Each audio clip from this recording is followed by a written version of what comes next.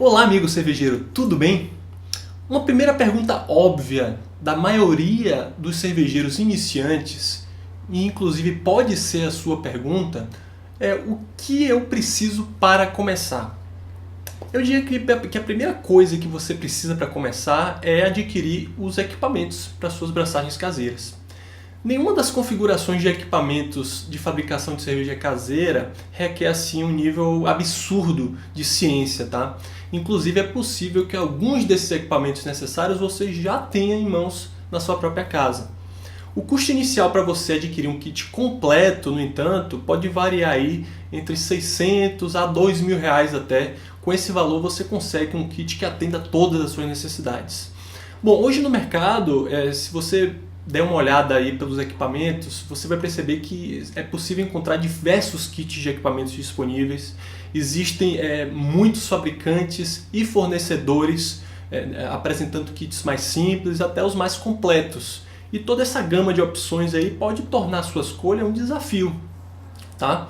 Então, hoje eu decidi fazer esse vídeo aqui para você que quer começar a fazer uma cerveja em casa de qualidade e não sabe por onde começar, tá? Exatamente para te mostrar quais são os itens que eu considero essenciais para as suas braçagens caseiras, tá? Ou seja, são aqueles itens que todo kit cervejeiro, por mais básico que seja, deve contar, deve incluir para te ajudar nesse processo. Bom, o primeiro kit que eu considero essencial no seu kit de equipamentos, o primeiro equipamento são as panelas. Bom, existem kits mais simples, com apenas uma panela, e outros mais completos com 2 ou até 3 panelas. Bom, em kits com 3 panelas, você vai ter aí uma panela para ser dedicada exclusivamente à sua lavagem do mosto, outra para a mostura e filtração da sua cerveja, e ainda uma terceira só para a etapa de fervura. Bom, essa eu diria que é a configuração ideal para você, tá? É um kit ideal que conta com 3 panelas, e dessa forma aí você pode fazer sua cerveja de uma forma mais, digamos assim, mais apurada. No entanto, você que é iniciante pode começar tranquilamente usando apenas uma panela para concentrar todos os processos da braçagem, tá? Em relação a materiais dessa panela, bom, você pode escolher uma panela de aço inox, tá? De alumínio ou mesmo de aço com um revestimento cerâmico. Na prática, se você quer fazer cerveja apenas como um hobby, eu recomendo que você utilize panelas de alumínio, sobretudo pela questão do preço. De fato, as panelas de alumínio são mais baratas. E esse material vai te atender bem e acaba sendo a escolha natural pela maioria dos cervejeiros caseiros hoje. Bom, a panela de fervura que você deve escolher, ela deve ter pelo menos 20 litros de capacidade. Mas por que, João? Por que 20 litros você está dizendo? Bom, se você vai fazer uma abraçagem completa, até pela quantidade de trabalho envolvido numa abraçagem, você vai querer produzir pelo menos 20 litros de cerveja. Essa quantidade aí vai te abastecer, né, durante um tempo razoável até que você tenha que fazer uma nova abraçagem futuramente, tá? Então é bom que você tenha uma panela na verdade, um pouco superior a 20 litros, inclusive, para que você não tenha que trabalhar no limite do seu equipamento. Eu costumo dizer que não é indicado você trabalhar com a panela até a boca, até por uma questão de segurança, para evitar derramamentos e até acidentes aí durante o processo. Outro item fundamental para você, cervejeiro iniciante, é o fermentador. O fermentador é um equipamento onde vai ocorrer um dos mais importantes, se não o mais importante, processo durante a fabricação da sua cerveja caseira, que é a fermentação. Bom, os cervejeiros iniciantes eles costumam utilizar como fermentador um balde alimentício de plástico aí de 20 ou 30 litros, até porque eles são baratos, são fáceis de achar, inclusive são fáceis de trabalhar. Agora, se você quiser investir um pouco mais no seu hobby, eu recomendo a você adquirir um fermentador cônico. Pode ser um daqueles fermentadores de polipropileno, né? E ele vai facilitar muito o seu trabalho no decorrer da abraçagem. Por quê? Porque esses fermentadores cônicos com base, eles em geral apresentam uma válvula no fundo que permite você fazer as purgas do fermento durante a fermentação e durante a maturação também. E além disso, torna desnecessária a transferência do seu mosto da fermentação para a maturação. Então você não precisa transferir esse mosto para um novo recipiente, o que facilita muito o seu trabalho, tá? E preserva a sua cerveja. Mas isso você vai acabar vendo nos vídeos mais futuros aí, nos próximos vídeos, porque o fermentador cônico é tão interessante para você adquirir. Bom, mas no topo do fermentador existe um equipamento chamado airlock que você deve instalar. E esse equipamento, esse item, ele é importante para permitir a saída do gás carbônico durante a fermentação sem permitir a entrada do ar atmosférico para dentro do seu recipiente. Isso é importante para você o quê? Evitar a oxidação do seu mosto e também impedir a contaminação do mosto pelo ar atmosférico, já que o ar ele traz uma série de micro-organismos que podem contaminar aí a sua cerveja. Em geral, a gente costuma encher esse airlock ou com água mesmo, ou com uma solução sanitizante, que pode ser, por exemplo, o álcool 70, vai te servir bem. E vale ressaltar também que o tipo de airlock mais utilizado pelos cervejeiros caseiros é do tipo S, quando você for comprar o seu. Independentemente do número de panelas do seu kit de equipamentos, 1, 2 ou 3 panelas, uma delas, dentro dela você vai utilizar um elemento fundamental no final da sua abraçagem, que é durante a lavagem e clarificação do seu mosto, logo antes da fervura. Esse elemento dentro da panela, ele pode ser o que a gente chama de bazuca, ou você pode também utilizar um fundo falso. Eu não vou aqui mostrar para vocês a minha preferência em relação a bazuca ou fundo falso, quais são os prós e contras de cada item. Mas de qualquer forma, só para você entender, você que é iniciante, ambos os itens servem como uma espécie de filtro para reter ali o malte moído durante a recirculação do seu mosto, impedindo assim que você deixe passar para a fervura algumas partículas, né, sólidas que prejudiquem a sua cerveja, né, alterando a sua cor, o seu sabor, inclusive o seu aroma.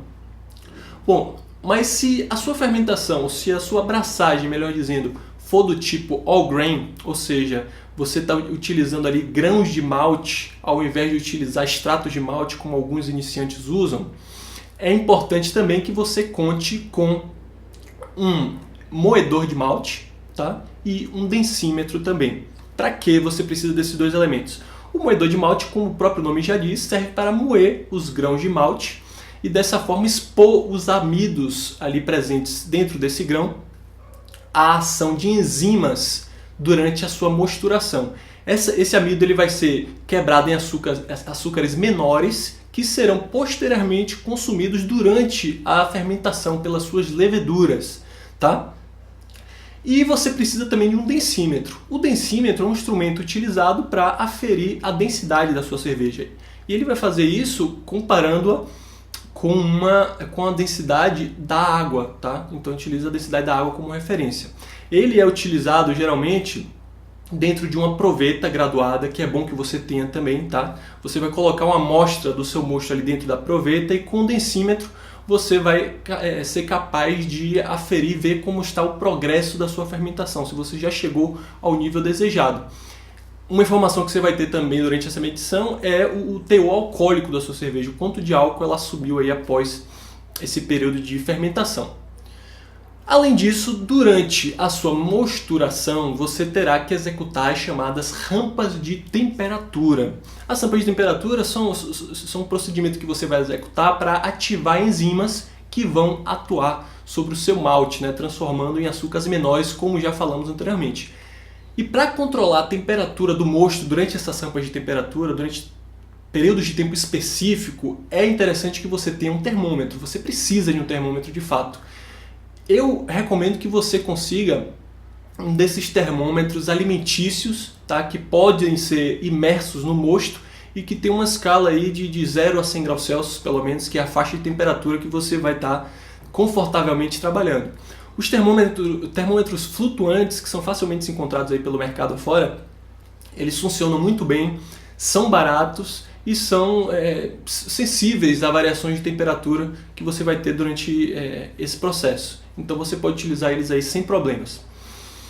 Por fim, terminada a fervura, você vai ter que resfriar o seu mosto. E você tem que fazer isso da forma mais rápida possível, de forma a evitar a formação de alguns compostos indesejáveis à sua cerveja e também para adequar a temperatura do seu mosto àquela temperatura ideal para a inoculação da levedura, para iniciar sua fermentação.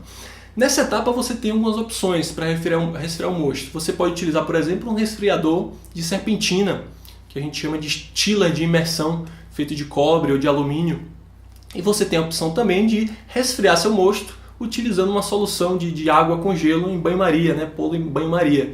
Então, apesar de ter um chiller de imersão ser interessante para você como cervejeiro, você pode utilizar inicialmente aí uma solução de água e gelo simplesmente para fazer esse resfriamento do mosto, tá? O chiller não é obrigatório.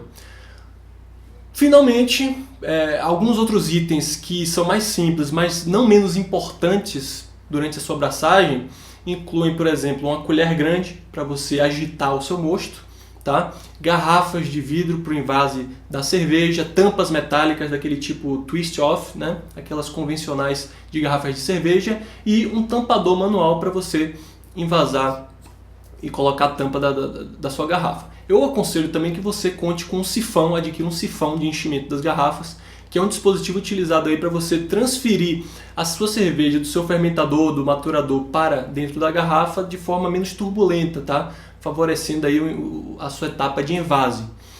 Bom, esses são os equipamentos que eu considero essenciais, pessoal, que todo kit cervejeiro tem que possuir, você deve dispor no seu kit também. Logicamente, existem alguns outros equipamentos que podem ser adicionados ao seu kit de forma a sofisticá-lo um pouco mais, tá? A facilitar mais o seu trabalho, a apurar o seu resultado final, digamos assim, tá? Mas de qualquer forma é a opção sua. O importante é que você tenha esses aí que eu mencionei para você.